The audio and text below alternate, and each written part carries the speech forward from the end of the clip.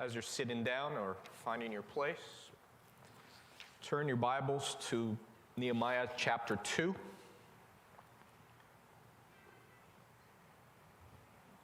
And we will cover the first 9 verses of this chapter.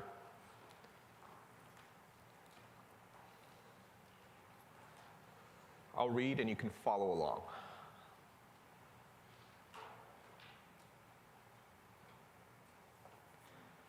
Again, Nehemiah chapter 2, verse 1 to 9. And it came to pass in the month of Nisan, in the 20th year of King Artaxerxes, when wine was before him, that I took the wine and gave it to the king. Now I had never been sad in his presence before. Therefore the king said to me, "Why is your face sad, since you are not sick? This is nothing but sorrow of heart."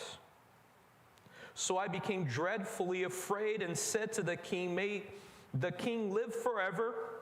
Why should my face not be sad when the city, the place of my father's tomb, lies waste and its gates are burned with fire?" Then the king said to me, "What do you request?" So I prayed to God of heaven, and I said to the king, "If it pleases the king, and if your servant has found favor in your sight, I ask that you send me to Judah, to the city of my father's tombs, that I may rebuild it." Then the king said to me, the queen also sitting beside him, "How long will your journey be? And when will you return?" So it pleased the king to send me, and I set him a time. Furthermore, I said to the king, "If it pleases the king, let letters be given to me for the governors of the region beyond the river, that they must permit me to pass through till I come to Judah, and a letter to Asaph, the keeper of the king's forest, that he must give me timber to make beams for the gates of the citadel, which pertains to the temple, for the city wall, and for the house that I will occupy." And the king granted them to me according to the good hand of my God upon me. Verse 9. Then I went to the governors into the region beyond the river and gave them the king's letters. Now the king had sent captains of the army and horsemen with me.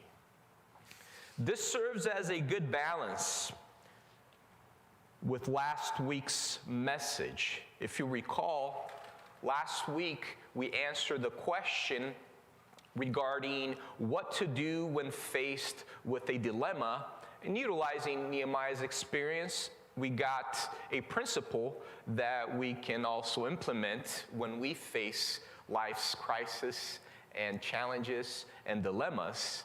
And based on my perspective, based on my reading of this passage, I found that the most interesting thing that Nehemiah did or had done to that point was nothing.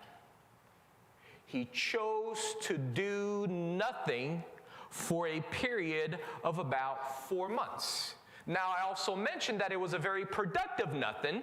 It wasn't just him being inactive. He was praying. He was being very humble. He was being very thoughtful pertaining to God's control over the situation.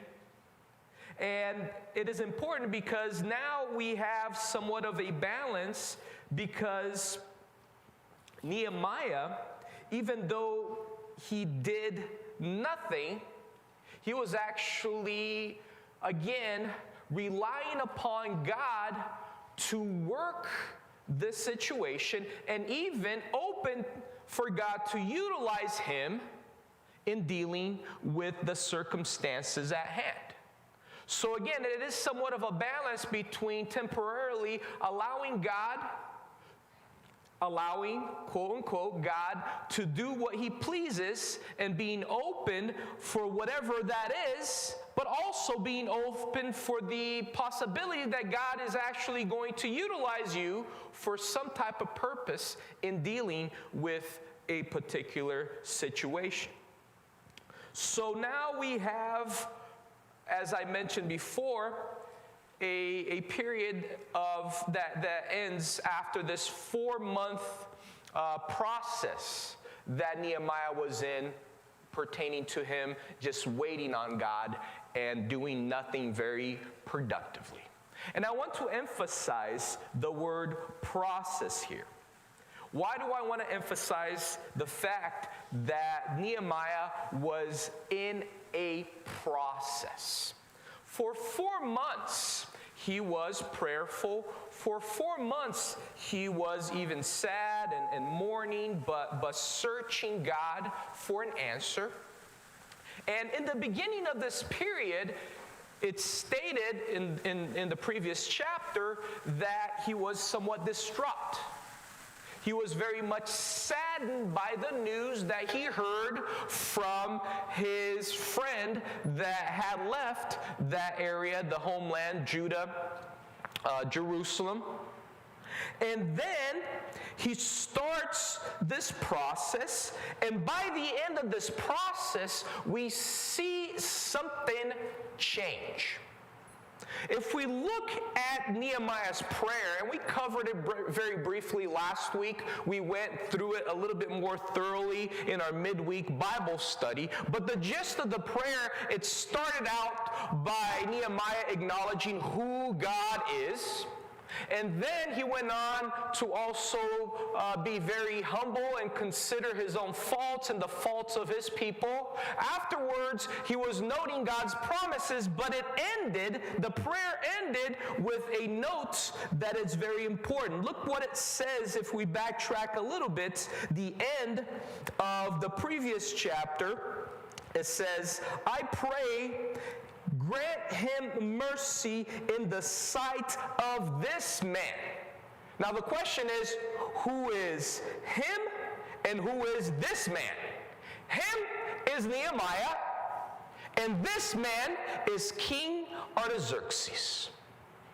So a process that started with a person who was facing a dilemma, but really was thinking about a situation that humanly was impossible to deal with, and he was just distraught and saddened by the situation, ended on a note that, wow, God may actually utilize me to deal with this dilemma. Do you see the process? You begin with sadness, you begin with doubt, you begin with mourning, and then you go through this process, and by the end you realize that yes, God may have an answer for this, and he also may utilize you for that very purpose. And this is somewhat of a trend in the Bible. We have other examples of this happening, and I want to look upon one very clear example. If you want to go ahead and turn with me in Matthew chapter 9.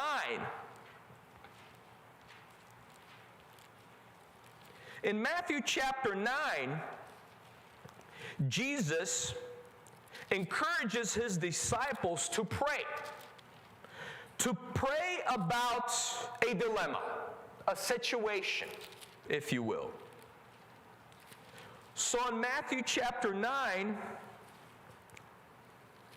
verse 38,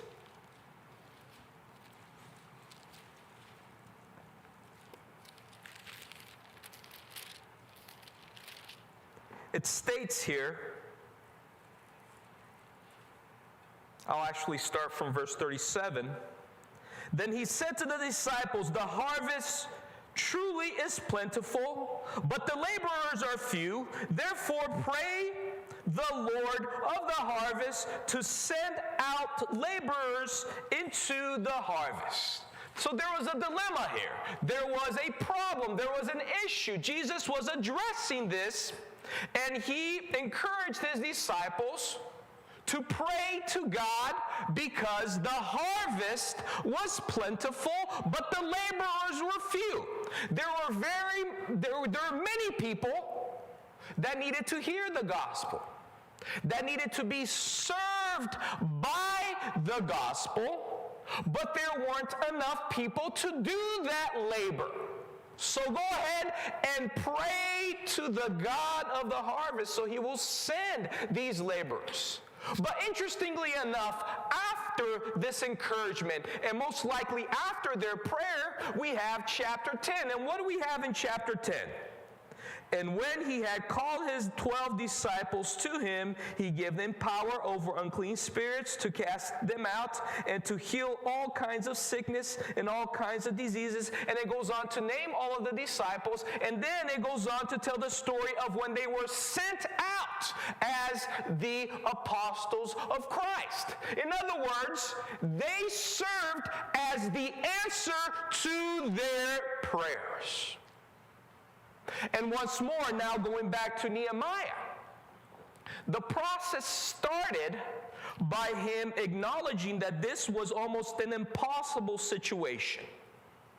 And he chose to do nothing in the beginning, but nothing didn't mean not being open for God to utilize him. Nothing just meant not jumping the gun.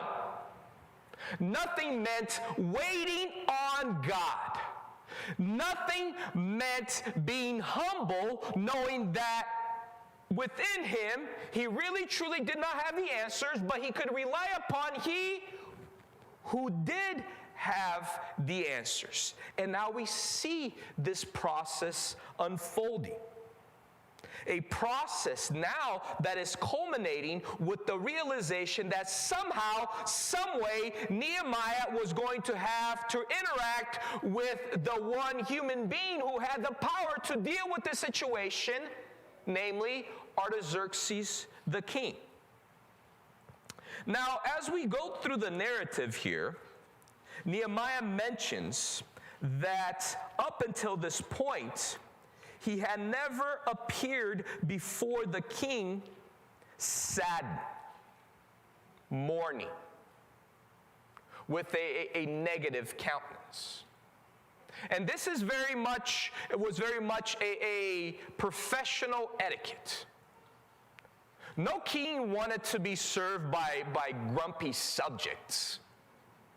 It was not proper for someone to go before the king in that way. And Nehemiah understood this. Now, I also mentioned last week that most likely in the time period between he heard the news to the time period that we have here, Nehemiah had encounters with the king. He was the king's cupbearer, so he had access to the king, and he had these current interactions or interactions that we don't know for sure, maybe on a weekly basis, on a monthly basis at the very least. Most likely the king had other cupbearers, but it was constant. And in those interactions, it seems like Nehemiah was disguising his true feelings or emotions because he knew the etiquette. Even though I feel saddened, even though I feel horrible about the situation that my people are in, I'm not going to be before the king showing this sadness. So that was kind of the perspective up until this point. But now we get into a period where Nehemiah understands that, look, I have to be authentic. I have to be true. I have to be real. I feel sad. I am still in mourning. And now, as I approach the king, as I go before the king, I will be authentic. And it seems like, as Nehemiah again is going through this process, he was willing to do whatever it took to see how the King of Kings would deal with this very human king. Now, I want to make certain here, to the extent that I can, that this was not a strategy. Nehemiah was not trying to manipulate the situation. This was not a tactic, because if it was, it would have been a horrible one.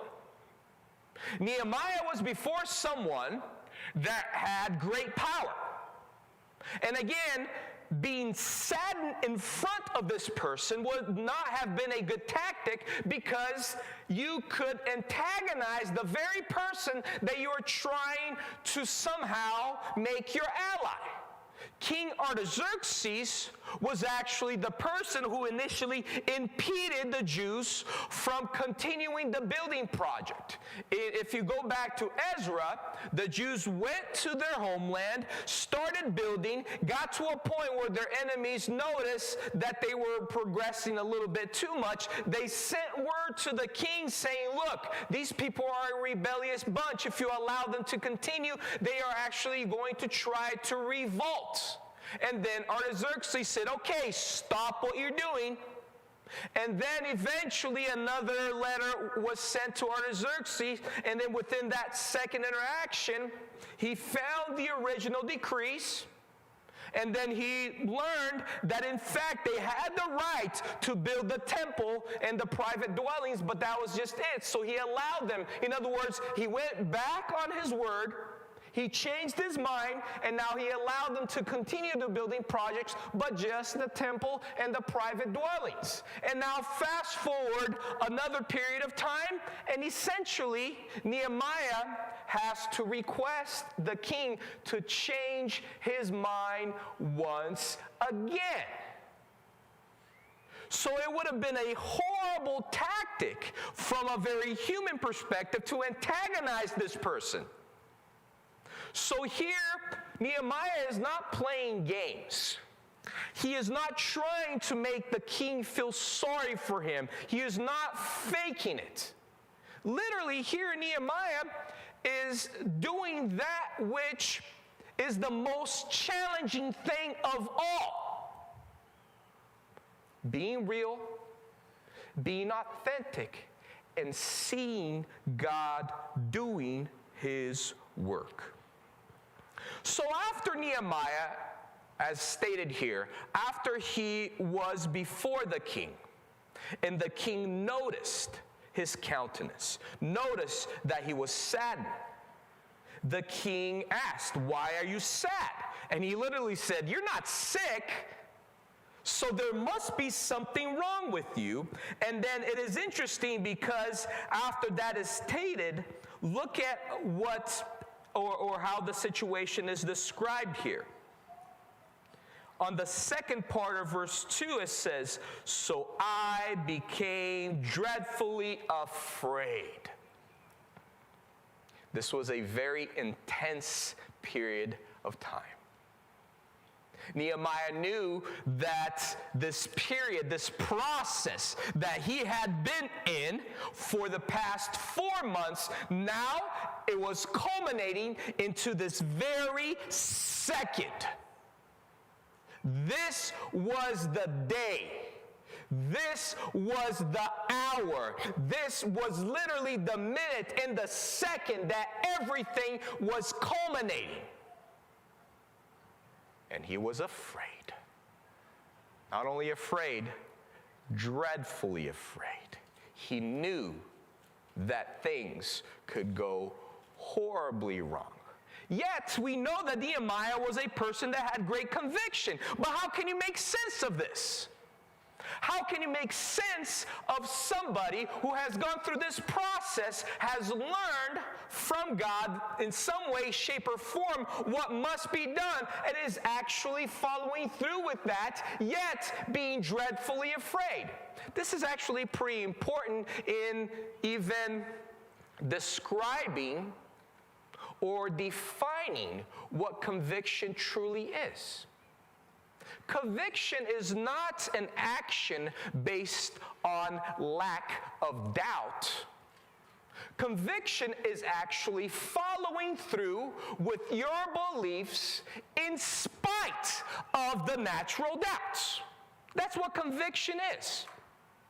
You attain conviction because somehow you have spent the time, you have invested efforts into believing in something. And you have a conviction, which is just like this very ingrained, deep belief that you have. And then you act upon that conviction. But again, it does not mean that just because you have a conviction, doubts will not arise, fear will not come. But along with conviction comes this God-given ability to move forward in spite or despite of these fears, of these human doubts. And this is what Nehemiah was going through. He was dreadfully afraid. But he went on and he moved forward, right? So, reading again, starting from verse 3, and said to the king, may the king live forever. Why should my face not be sad when the city, the place of my father's tombs, lies waste and its gates are burned with fire? So the king's question was essentially, look, you know it is a dangerous thing. You know it is an odd thing. You know that it is something that usually is not done. Why are you sad in front of me? And Nehemiah's response was basically, yeah, you're right. It is an odd thing for someone to come before you sad and mourning. If someone did that, they really truly need to have a very good reason. One would not do that without a really important reason. And guess what, King? I truly have a really, really good reason, an important reason to come before you like this. In my homeland, my father's tombs, they are laying wasted. It is a very dishonorable thing, and a king would sympathize with that somehow. And because now there was this sympathy, now there is another, or a continuing of this interaction. On verse 4, then the king says, the king said to me, what do you request? And you can almost imagine a sigh of relief. Things could have gone horribly wrong, and up until this point, he really didn't know how this would progress. But it seems like it's going in a positive direction. The king essentially is asking what I need to do to deal with this situation. And instead of just blurting it out, what does Nehemiah do? So I prayed to the God of heaven. That's what he did. And this is interesting, right? Because if anyone has an excuse not really to pray about this, is Nehemiah. Because he has already spent a good period of time, 4 months, not constantly, but within that period of time of 4 months, within that process that he was in, he was praying to God. That prayer that we have in chapter 1, I don't believe that it is a prayer that was documented verbatim. I believe that that prayer is somewhat of a summary of everything that Nehemiah worked through during that period of time. And now we have a situation where Nehemiah is there before the king. Things seem to be progressing in a positive manner. But then, even during that situation, that dialogue, he prays. Now we know that he did not excuse himself and went into a dark corner and bowed down and prayed to God and then came back and resumed the conversation. This was more or less one of those prayers, and I don't know if this has ever happened to you. You're about to get into a car accident, and there's that split second that you know that it is imminent, that it is going to happen, and you do the, oh God, and you brace yourself. Which is good, because some people say other things. right? Oh God, this might hurt. This is essentially what Nehemiah was doing. A very quick prayer, a very silent prayer, an immediate prayer. But it just kind of describes who Nehemiah was. He was a person that had a lifestyle of prayer.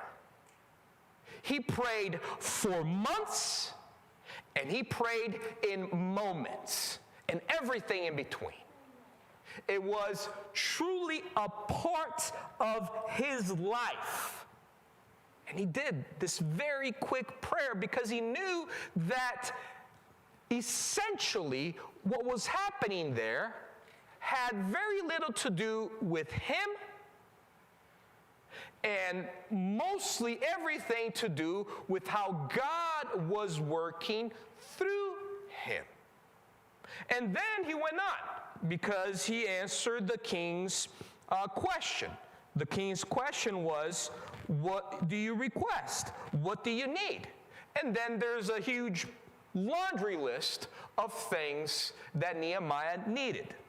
So for verse 5 to verse 8, and I'll read that again, it states here, "And I said to the king, if it pleases the king, and if your servant has found favor in your sight, I ask that you send me to Judah, to the city of my father's tombs, that I may rebuild it." Then the king said to me, the queen also sitting beside him, "How long will your journey be, and when will you return?" So it pleased the king to send me, and I set him a time. Furthermore, I said to the king, if it pleases the king, let letters be given to me for the governors of the region beyond the river, that they must permit me to pass through till I come to Judah, and a letter to Asaph, the keeper of the king's forest, that he must give me timber to make beams for the gates of the citadel, which pertains to the temple, for the city wall, and for the house that I will occupy. And the king granted them to me according to the good hand of my God upon me. Nehemiah knew precisely what to request. He knew where to go. Send me to Judah. He knew how long it would take to finish the job. The king asked, how long is it going to take? And then he stipulated a time. We don't know exactly what Nehemiah's answer was here, but we know that he said something. He knew that he needed letters for safe passage. He knew what kind of material he needed. He needed timber. He knew what type of work needed to be done. The gates needed to be fixed. The walls needed to be rebuilt. And even the house that he was going to occupy, that needed to be built. So all of that he was very much aware of. He had thought about these things, and he was prepared. Now the question is, how did he know all of these things? And the answer is very simple. He heard. He listened. He was open to God's answers. Now, we don't know. We are not told in the documentation of this story how exactly this happened. We are not told that Nehemiah audibly heard God's voice, and we've seen that type of stuff happen in the Bible, actually quite frequently. Whether God himself speaks, or God sends an angel to speak on his behalf. And we don't know if that is what happened, but we know that somehow, some way, Nehemiah, while praying, he was listening, which leads us to believe that his prayer and the process that he was in wasn't as much talking at God, but talking with God. And there's a distinct difference. I don't know if you've ever been talked at, but it is different than being talked to or having a conversation. And prayer should be more than, quote unquote, informing God of something. Prayer should be more than talking at God. At some level and in some way, our hearts, our ears, our minds should be open to some type of response. And here, I'm not trying to provide a method. I've been in environments and in places where people literally try to teach how one can hear God's voice, and I don't think that is even a possibility for you to teach a particular method. All I'm saying here is that it is possible, and not only possible, it should be a part of prayer.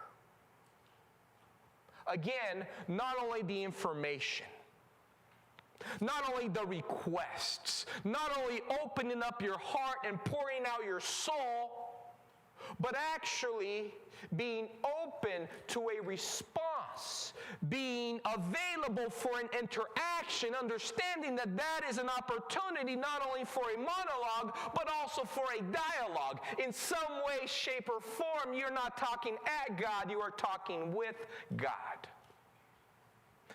And during that process, I believe that Nehemiah was open to being used by God. And since he was open to being used by God, he was also open to being told what needed to be done and how these things needed to happen. So he was prepared. There was a plan. He knew how to answer these questions. And then we have another very important part of this story. On verse 9, it states here, "Then I went." It continues by saying, "To the governors in the region beyond the river, and gave them the king's letter. Now the king had sent captains of the army and the horsemen with me." But I want to emphasize, then I went. Why do I want to emphasize? And here we're nearing our conclusion. Then I went. We've gone about thinking through the process that Nehemiah was in. We know that it started out by a deep sadness, a passion regarding his people and their situation. And we know that Nehemiah was interested enough in this situation to pray over it, but not do things that were fleshy and human and these knee-jerk reactions that we often partake in. I believe Nehemiah was a very proactive person. He was a very organized person. He was a very diligent person. But he knew that regardless of all of those traits, this was a very much impossible situation, and none of those traits would have helped. So he allowed God, again, quote unquote, to work through him. So he paused, did nothing for a while, and just prayed on it. And while he was praying, he was open for God's answer. And part of God's answer was to use him for that purpose. So at the end of this documented prayer, he said, "Be gracious to me because I have to deal with this man. Because it seems like this is what you want me to do. And I cannot do that without you. But also, when I deal with this man, I need to know how to approach him, what to say, what needs to be done." And all of that is included here. But then, after all this has been stated, he went. Why do I want to emphasize he went? So often, we over-spiritualize the things of life, and we use this process as an excuse. In other words, we say, I'll pray on that whenever we are challenged to do something, whenever we see a need, or whenever somebody requests or asks something from us, or whenever we have to make a decision, and we'll say, I'll pray on that. I'll think about it. When in actuality, all you're doing is delaying the decision that you have already made. You are using this resource as an excuse because you want to over-spiritualize the decision that you have already made, and then you go back to that person or within that situation and you say, well, you know what? I don't feel led. Have you ever heard that?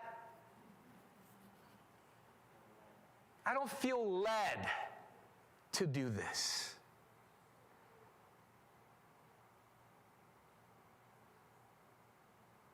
God is not calling me to do that. Burden is off of your shoulders because that's totally God's doing, right? That is God's decision.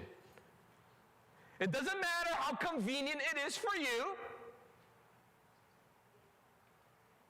That is God's choice. And oftentimes, ironically enough, God changes his mind because last week you felt led, but this week no longer are you led because of circumstances.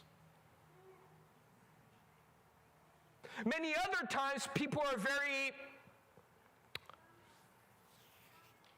eloquent in how they describe plans and strategies. And they're very particular and precise about what needs to be done and how things need to be. And again, looking into the future. What can happen and what might happen and what should happen, but it never happens. And it just ends in planning. It stops in preparation. The process ceases in the thinking of what to do. We don't see that here. We see a person that was willing to put his personal ambitions to the side, wait on God, pray, plan, prepare, but that was followed with actual performance, actions.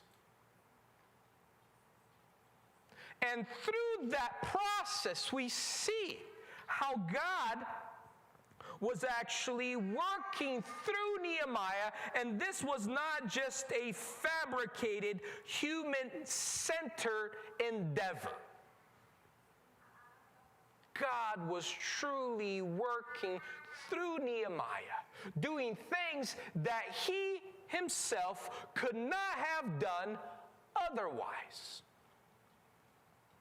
So this serves as a great encouragement. And again, I fall short in stating that this should be a method or a pattern or a 3-step plan. But it is an encouragement. An encouragement for what? For willingness. And here's where the balance is. And I started off by saying this sermon serves as a great balance from what we discussed last week. Last week, the encouragement was, be willing to do nothing. Be willing to decide to do nothing, regardless of your personal preferences. of what you usually are inclined to do, of your temperament. Be willing to do nothing, comma.